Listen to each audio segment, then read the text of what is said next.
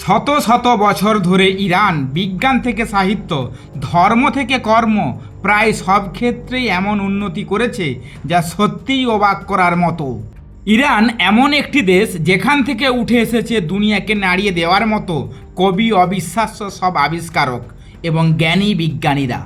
সমৃদ্ধ ইতিহাস আর গৌরবময় নানা অধ্যায়ের কারণে ইরানিদের বলা হয় বীরের জাতি।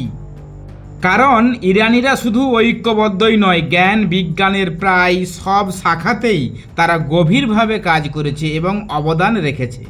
ইরানিদের আত্মপরিচয়ের ভিত্তি গড়ে উঠেছে তাদের সাহিত্য, বিশেষ করে কবিতার ওপর। ফিরদৌসী, আল্লামা হাফিজ, ওমর খাইয়াম এবং জালালউদ্দিন রুমির মতো মহান কবিদের সৃষ্টি আজও বিশ্বের বিভিন্ন প্রান্তে পড়ানো হয়, আলোচনাও করা হয়। তাদের কবিতায় আছে ধর্ম, দর্শন, ভাবনা, রাজনীতি, এমনকি সংগ্রাম এবং লড়াইয়ের চেতনার কথাও। শেখ সাদির কথা আলাদা করে বলতেই হয়। ইরানের সাহিত্য সংস্কৃতির ইতিহাসে শেখ সাদি একটি গুরুত্বপূর্ণ স্থান দখল করে আছেন। 1300 শতকে জন্ম নেওয়া এই মহান কবিতার লেখা মানবতার শিক্ষা এবং গভীর চিন্তার জন্য আজও সারা পৃথিবীতে শ্রদ্ধার সঙ্গে স্মরণ করা হয়। শেখ সাদির লেখা শুধু পারস্য বা ইরান এবং ইসলামী বিশ্বের মধ্যে সীমাবদ্ধ নেই। রাসূল সাল্লাল্লাহু আলাইহি সাল্লাম এর যুগের পর থেকেই পারস্য অঞ্চলে ইসলামের প্রভাব ছড়িয়ে পড়তে শুরু করে।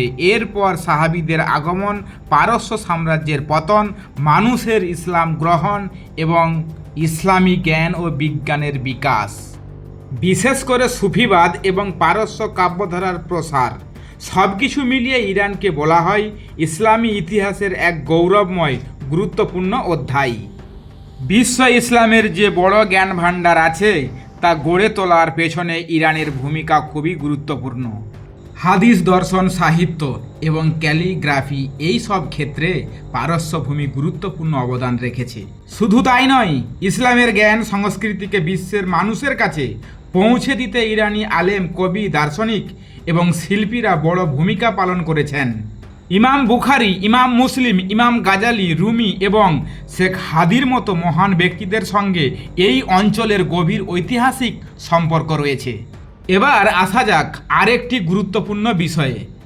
যোগাযোগ ব্যবস্থা গড়ে তোলার ক্ষেত্রেও ইরানের একটি গৌরবময় ইতিহাস আছে।